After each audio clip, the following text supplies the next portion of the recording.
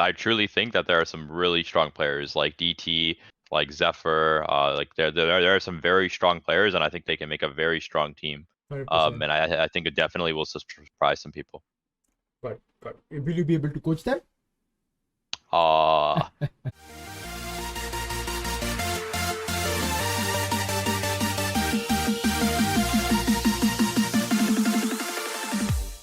Do you think counter picking is still a thing in Overwatch in yeah, high low? yeah. Like in No, high low, 100%. also in scrims or in tournament matches. Like, do you think? I think it's a.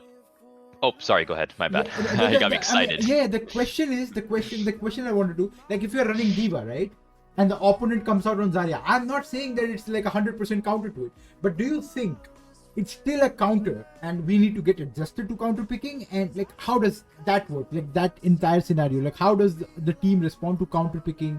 Like, they want to counter pick themselves, or they want to force the other team to play something that is stupid, and so that they can go back and swap. I don't know. Like, I mean, you get the Mhm. question, but so do you think Yeah. it's still important? Like, how important is it?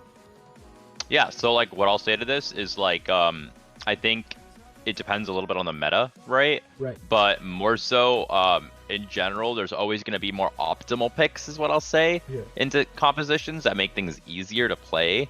Like, and I can give some very simple examples. Like JQ's played a lot right now, Yeah. and some teams to counter JQ will maybe play like a Ram, and like into a harder brawl. Now, obviously, in that situation, it's a little bit tricky. Yeah. Now, if they're playing something like, let's say, well, I'll give you a better example. Let's say that they're playing, trying to think of a way of doing this without that hero swap. So here, I'll first explain adapting like this. If the enemy team is playing Ryan, Mei, Sim, Lucio, Bap, Yeah. right, The and you're traditional playing way. JQ, yeah, you're like a traditional brawl that was played a lot. Then you have to realize that the Ryan, Mei, Sim are stacking on the Reinhardt, and Right. because of this, your JQ, instead of like playing harder angles, all you're gonna do is sort of have your Genji play an angle, your JQ, Ashe, Lucio, Kira are going to play back, and you're going to dynamite their front line, which is going to hit 3 people. And you play a bit slow and play second instead of playing first. And once you force the CDs, then you're going to be aggressive. Right. So like, there's play style adaptations you need to make first, and like target focus or like forcing CDs, playing angles, playing stacks, stuff like that into matchups. And if that stuff doesn't work, you can always make swaps to make things easier. For instance, if we're playing into a fast brawl with JQ comp, you can swap and get a Mei, which will make your life a lot easier because you'll be able to live more. Right. So it's sort of like, it depends on those situations. Right. But in general, like I said, it really depends on how good you are at just general adapting. And this team, I think, is a pretty good understanding of that already, which is really nice. So they're very cool with the counter picking, and they're worse with the entire fundamentals of counter picking. Right. Yeah. Makes sense. Then the in-game leader is a thing that people want to know. I know what the scene is right now, what the in-game leader thing is kind of working, who's the shot caller and stuff. Do you guys want to say it? How does the leadership work in the game? Yeah. So, I mean, I'll be honest, like, I don't think in general IGLs are like a hard thing anymore. I think in most high level teams, everyone is talking and everyone is giving their opinion on like how they want to play. Right. And that's generally how it works. Like, yeah, you'll have an alt tracker. I don't think Prosh does that. But like, you'll still have like everyone saying like, I want to take the fight like this. I want to use my alt like this. I want to do this. And then like people will like enable that plan. Right. Like, let's say I want to start the fight with window. Okay, cool. I'll look to wall the enemy team. I'll look to maybe like beat mid fight if we get low, so we can keep being aggro. And then you're sort of like able to like push off those plans, right? So it's generally like more of team IGLing. Yeah, you might have someone who comms a little bit more, or you might have someone who's like the carry of a composition, and that person might comm a bit more. Right. But in general, it's pretty open ended, like in that sense. Sham, what does Abs bring to the team? What has, like, we all know how skilled he is. We all know how good he's on the competitive ladder. What has Abs done, done to the team? Or what has he, like, except for the mechanical prowess, what else do you think Abs has carried forward from his past teams to this team, India? Yeah, maybe not from his team. I think I've met Abs in person. Like, he goes to college in my city as well. And I think one thing that people don't realize is he's just so nice. Like, he's just a really good dude. Like, and there's a lot of people who are as good as him, who like may like have an ego or something like that. But Abs is just like, he just shows up and he has fun like every time. So I think one of the other things that I really value outside of his mechanics is his creativity. like you'll always see Abs like doing something a little silly, and then he's just getting value out of it, right? Like his contenders experience previously has been on like the team of one tricks. So like he takes a lot of pride in being kind of that guy who breaks some of the rules and like does a lot from it. And I think and so I think that kind of mindset and him playing the team in that way has really like made our whole team adapt a little bit and learn and grow because of it. So that's why I kind of really value Abs. But yeah, I mean his mechanics cannot be understated. Like this, if you just leave him alone, he will solo kill your whole team. So you have to watch out for him. I have literally seen that doing 1v5 on a Kiriko, like 100%. I also want to touch Iron Man a bit because I think he's the one person on the team who has no social media presence. Absolutely zero. Like he has been the most socially inactive person. I asked that dude about to control a bit of emotions on Twitter and shit like that. And he says, I don't even have a Twitter account, bro. So he just made it so that we could tag him after he got announced. What was the thought process behind selecting Iron Man? Because he's not your traditional DPS, right? He's not a traditional DPS that we, like he's not the Pummies, he's not the Matrixes. What is Iron Man? Do you want to cover this, or do you want me to cover it? Sure. I'll sort of cover it. I think so. Iron Man. I'll be honest. I don't think a lot of people knew who Iron Man was. Like to be straight up blunt, right? He comes from collegiate, I believe, Rutgers, and Rutgers is like really made it known for themselves because they're very good at the comps they play. Right. I think Iron Man is more of the more flexible player on Rutgers. A lot of the other players are like very good. They have like Neutral, I believe, who's like a really good Zen player. Rank 1. Yeah, and then and then they also have like a ball player who's really, really strong too. So like, he comes from that team and they were very good at certain metas. Right. But Iron Man's always been this person who's just able to hard flex. He's able to play flex DPS. He's able to play like flex support. He's able to even play some hit scan. Like he's just a very flexible player, and he's hit all those ranks in like I think top 50 or something. Like he's super flexible. So that's like the value he brings, right? It's sort of just being able to be plug and play. What character did he impress on? What character did he impress you on? I would probably say his like Mei and Genji. His main Genji like those are like really hard flex heroes, and they're a little bit harder for people to just generally pick up, especially people who are hard aimers. Right. And like again, my also thing is just like flexibility. Like if I need to play Tracer, like if we need to make swaps, right? Like the dude can swap to anything. Like and he'll just be able to like show results on that. So that's really the value he brings, right? So and he's also just picks up information and how to like change playstyles or like macro feedback really fast.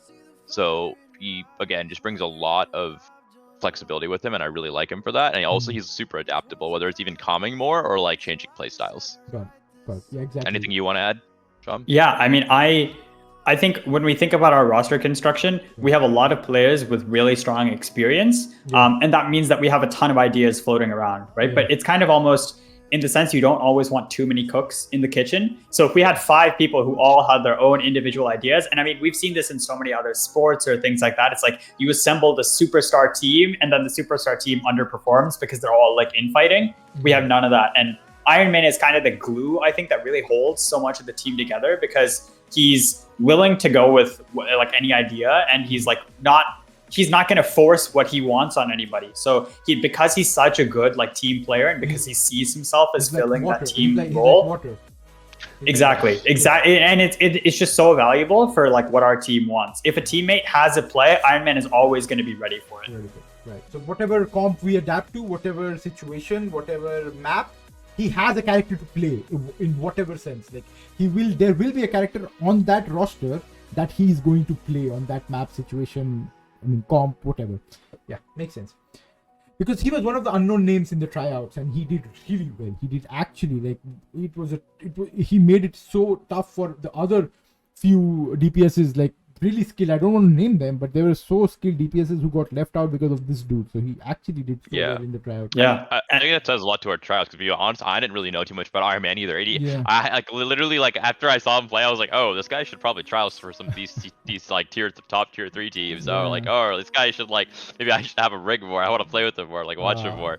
So like it says a lot to our trials because we really trialed everyone. Like when I was talking to a lot of other World Cup teams, like they were not trialing as much as we were.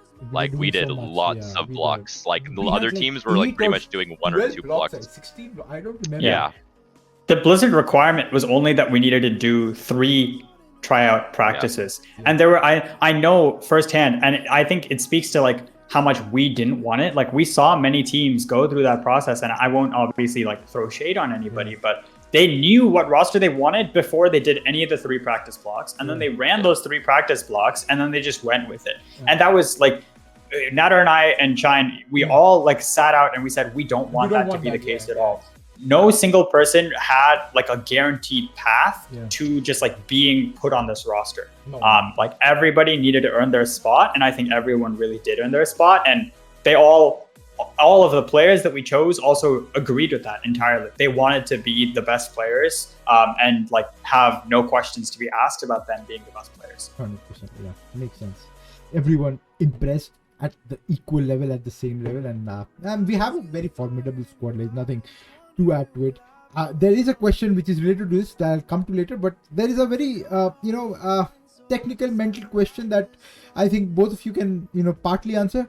What are your thoughts on how to develop your mental as a player, the grind mentality, getting frustrated by the game, getting frustrated by your teammates' misplays, imposter syndrome at the T1, T2 and T3 level? So that's a lot of questions, and all of them I think have separate answers. But what I will say is like a lot of mindset and a lot of stuff like that comes into like how you as an individual approach the game. A lot of people, how they grind, I'll just be straight up honest, is just wrong. Grinding doesn't mean playing comp 12 hours a day. It doesn't mean playing 4 hours, like triple blocking constantly. Like it's about how you are improving and how you are setting goals and improving on those goals. Are those goals even correct for you? Or how are you actively improving on those goals? Are you staying consistent? Who decides what the goals are? Who decides what the goals are? So normally in a team of coach, like normally I set the goals, right? But I'm very collaborative type of coach. So like I very much like say, hey, this is what I'm thinking. What do you guys think? And they're like, yeah, I agree. Let's do this. Or like, I think we can maybe try and add this to it, and I'll like go from there. Right. But that's sort of where that grinding aspect comes in, right? Like you need to have proper goals. You need to have a proper schedule. Like sleep is important. Eating healthy is important. Like water, like all that type of stuff is very important. Right. It's not just like just playing the game constantly. You need to have reasons. You need to have like for instance, there's like 2 ways you play rank, right? Well, actually technically 3. One is like hard for micro, so you're practicing your own individual goals. One is getting like top 10 or whatnot, and one is also just to have fun. Right, those are like the 3 ways I see you playing rank, and a lot of people will only do like one of them, or 2, one out of them, or like they'll basically like, oh, I'm gonna hit top 10, and they're gonna like or have fun, right? But like, there's a very big difference in how you play when you're trying to hit a top rank versus how you're playing to play micro goals. So especially also like to me, like when you're doing micro goals, you'll one trick a hero and like literally just play that hero consistently, even if it's not the best one. Why? Because you're learning how to play a hero when it's not good, so that when you're in those situations and scrims, you can like actually adapt and like be better at the hero. Yeah, sorry. Sham, take this one. Take this one. Like, how do you react to getting frustrated by your teammates' misplays and the imposter syndrome? Yeah, so it really depends on what you're working for, right? Like you have to have a goal in mind. If you're just going for like a high ladder finish or something, that's all good. But like for us in winning the World Cup, here's I'll give you a little bit of the speech that I gave to our team a couple of days ago, right? Like you can't make excuses. Like there are no excuses that really matter. Like, yes, they can affect your performance. Like, oh, you can say, oh, the ping was really hard today, or I was like feeling a little bit down, or I didn't eat food, or I didn't get my sleep, or you can make those excuses, but like, it doesn't matter. At the end of the day, you either win or you lose. And like, you can't cash your excuses to the bank. Like Australia is not going to care that we were on bad ping. Yeah. So like none of it matters. If you really want to win, like doing enough isn't actually doing enough. Many times you'll load into ranked and you'll lose a game and you're gonna say, oh, I couldn't have done more. But like if you wanted to win that game, if you want to turn that slightly like that game that's unfavored for you to win and make it favored, you have to do like more than you would ever expect to do, right? And you have to be okay with that. So that's the mindset that all of our players are taking. Like they can have the off day or they can have the excuse, but when it comes time for matches, none of it's going to matter. There is no difficulty that's going to stand in our way from achieving our goal and winning. And that's just how you have to take it if you want to become one of the best players. Yeah, makes sense. The team overall, I think you can take this answer for everyone right now. This is one of the most important question that everyone has, right? And it is something really close to everyone because they want to know how far do you think realistically India can go? Because I've asked this question to everyone, and I want to ask you guys as well. As a committee. I think definitely making land stage is 100% doable. Yeah. I think the next thing though is like, I'll be honest, like based off how some of the groups are set up, some teams who make land I won't even be like, I think India will be able to beat, like straight up, like just because of like I think the other APAC group they have three teams that go up. Yeah, and like obviously like like Korea is gonna be like very good and go up, and then like I think maybe like Japan or another one will be. I think the third one that definitely will be like I think India can beat for sure. The second one might be a bit hard, right? But then there's like other teams too. Like I'm curious to see how we like play against Canada, for instance. I think that's very like winnable or whatnot. So like it's like I think like after LAN, like I think there's definitely matches that are really winnable. I'm also curious to see how much we grow as a team by that time because there's a lot of time, right? So, but first and foremost, like a lot of metas, a lot of adapting, and that's again like the flexibility comes into play. Right. But again, I think the first thing is foremost is like hitting that land stage. I don't like being overconfident, and I want to put the work in that's needed to get there. Any team Sham that you're looking forward to facing in the qualifiers, and one team that you want to watch out for? In the qualifiers, I'm really excited to play Australia. I think that's going to be the best match. And I think like both as a coach, but also as a fan of Overwatch, I think that's going to be like a really exceptional match that people will want to be watching. I think they'll want their eyes on that one. Right. I'm not concerned about any team in the group stage. And I'll say that like I think that every single one of them will lose to us. So I'm very confident about it. Okay, that's a hook one. That's a hook. That's what I'm going to use it. That being said, how much do you think? How much work is left for Team India, or how much have we prepared already, or how much more do we have to go?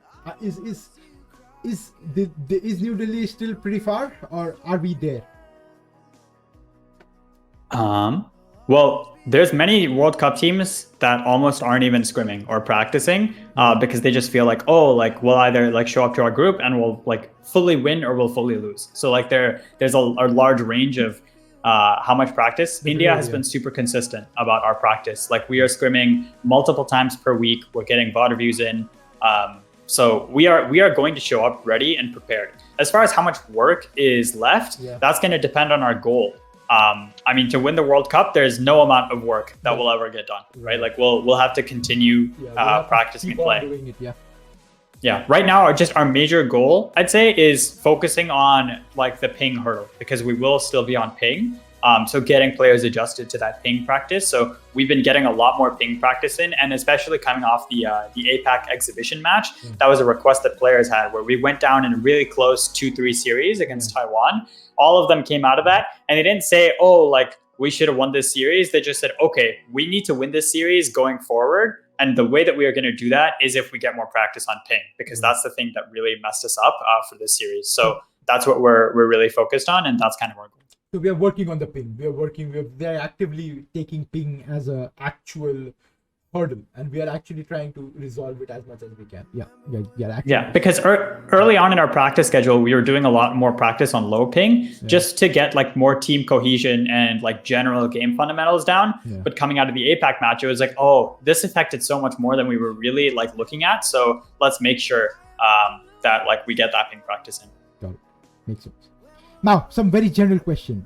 This is nothing to do with World Cup anymore. I'll have one last World Cup question at the end. There are 2 or 3 very small, simple questions. How far is India to be an actual esports participating country where a young one can actually go ahead and make a career out of it? What do you guys have to like add on it? Like I know BGMI, like PUBG Mobile has been a very big revelation, but for the PC gaming community, for the PC gaming sphere, how far do you think India is still away from I think like I'm very biased because I work at Riot Games, but I think Valorant's like blowing up in India and stuff like that. I know global esports has a very big impact in that. I also know that Riot's pretty dedicated in like the South in Asian just India as a region and like APAC region as well, and putting a lot of resources into that. I think that I'll say this, I'll be honest with it. I think esports is very hard to go full time in, or just be like in that thing full time. Yeah. As someone who like literally did college and was debating if I go to OWL or finish my degree. Right. I ended up finishing my degree. You know, I think it's a risky thing, and it's one of those things that if you're the best, the cream of the crop, right? Like you're the top 1%, or honestly top 0.5% at what you do, then you can make it, right? You can make it in content creation, you can make it in, you know, being a pro player. The salaries honestly are quite crazy once you're at that rank, to the point where you do that for 5-6 years, you could probably retire if you're smart about how you use your money.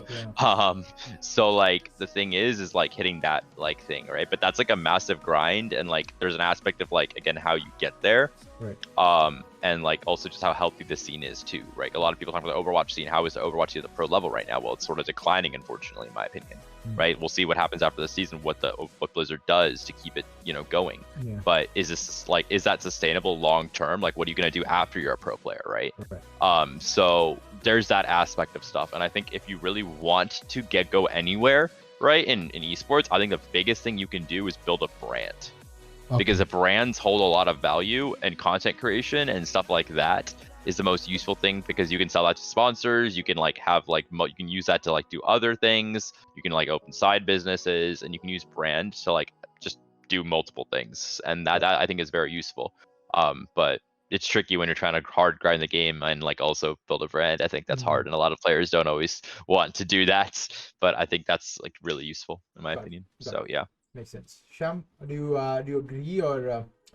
Yeah, 100%. For India, I'd say for India. Yeah, for India particularly. So I'll just talk from the Overwatch perspective in terms of player skill. I think it's very close. I mean, what's missing, and the thing that kind of was the biggest hurdle that we saw is just like the level of practice you can get in the region.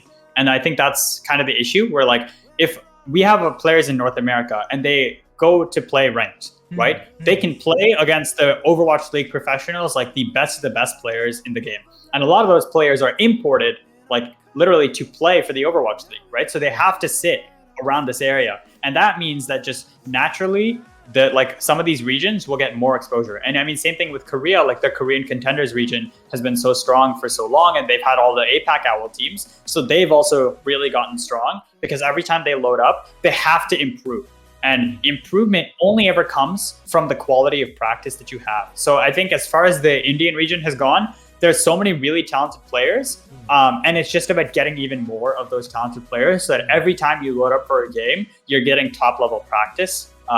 So I think that's the biggest thing that's currently missing. But there is no question in my mind that there are people in India who are strong enough to compete at the highest level. I think there's definitely like people with that capability, and it's just about continued development. So I'd say we're only a couple of years out, honestly, from seeing some extremely strong talents in that region. In the world region, right? Got it. Yeah, and I'd also say like I really want to see like a team like of just like Indian residents like playing in like Asia in like pack contenders, and like playing in OD and like going up, because I truly think that there are some really strong players like DT, like Zephyr, like there are some very strong players, and I think they can make a very strong team. 100%. And I think it definitely will surprise some people. But will you be able to coach them? I don't want to commit to anything. I'm really busy. I have a tendency to commit to too many things, and it gets really hard. I will offer assistance. Yes, is what I'll say. Offer assistance. I will help out as much as I can. Thank you so much. That means a lot, though. Yeah, I know how busy you are. Yeah. Makes sense. Cool. The next one. Whoa, favorite Indian food, guys. Favorite Indian food. Do you have Indian food every day, or what? Like, how does that work? Like, do you have Indian food? I have it. I mean, I used to when I was in India, like the high school there, like, now. And now at least once a week, I'd say. I think my favorite food, I mean, I'm non-veg, so I would say like tandoori chicken. Right. That is just like, I had a tandoor of it, like that is just something else. Like, it is so good. The flavors, it's just so good. Like, so I very, very big fan of that. But yeah. Well, I'm South Indian and I'm veg. My mom used to cook every day for us, so I mean, you just can't beat sambar, right? Like, it just like you can't beat sambar rice. But I also really like Pav Bhaji. I think like Pav Bhaji is so Oh good. yeah, But, it's good. yo, Yeah. do you guys just Yup. want to order some or right now? Because I mean, Yeah, I I might. mean, yeah, it's like 10 a.m. my time, but you know, there's never a wrong time. to get some Like, pav bhaji and my sambar rice. yeah, my favorite also. Whenever I go to Mumbai, I go to a place called Swati, and they're like Yeah. really good for like sort of like sweets and stuff. And like not sweet, but also small snacks. And I love Dai Badara Puri. Oh, Like Dai okay. Badara Puri, Dai Badara say like Puri. yeah, that's God, Ah, it's that's so something good. else. Okay. Do you get So Dai good. Yeah, Badara how puris? much? I mean, I'm not sure there's so specific things that you get there. It won't be good. It won't be good. It's just never the same. Yeah, Yeah. It's just because not the the same. spices and stuff. Like Oh. it's not gonna be as good. Sure. Like I would say that like pav bhaji too. Like it's just the spices. I love pav bhaji too. That's like one of my favorites as well. Right. One of our but favorites as well. 100%. yeah, It's one thing I learned pretty young is that actually like the way that like things are grown between different regions can alter the taste entirely of like Yes. I remember I had a dish when I was in India, and I was like, I love this. Like, Mom, why don't we ever make this? And then I came back and my mom made it when we were in the States, and it was like the most disgusting thing that I'd ever tasted. I was like, why does this taste so bad? And she was like, it's the same thing that you said you loved. And I was like, that can't be true. Like, it just tasted entirely different. So different places, different farming cultures, and I think that changes the taste so much. I mean, yeah, 100%. Favorite anime, if you guys watch. I don't know who asked this. Ooh. But someone Probably I watch a lot of Volstanding. anime. I feel like Volstanding has to have asked this question. maybe I don't know, but someone asked. I'm like a big fan of One Piece. I know it's really canon and like it's been there forever, but I love One Piece. I've seen a lot of other non-canon too, but I've just I'm dedicated. I'm dedicated. One Piece. Yeah. Okay. Like I mean, you watch over 1,000 episodes. You read out about how many chapters. Like you're invested. You're invested. Have you finished it? Oh no, it's still ongoing. Oh, it's still. Oh, I'm so sorry, man. Yeah, I think it's like one of the longest animes I think ever. It's like longer than Naruto, like longer than Bleach, because both of them finished. Like it's super long. Got it. Do you watch anime too, Shah?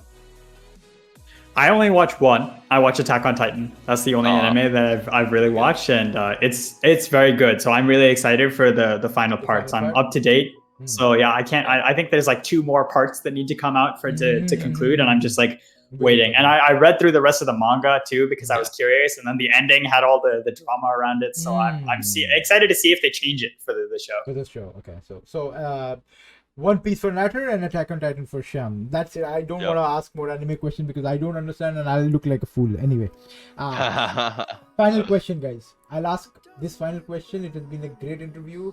Started for a 30-minute one, but it has gone to 55 minutes. But whatever, don't care. One final word that you want to say to the rest of the APAC B teams as an Indian coach. Natter. I'll say good luck to them.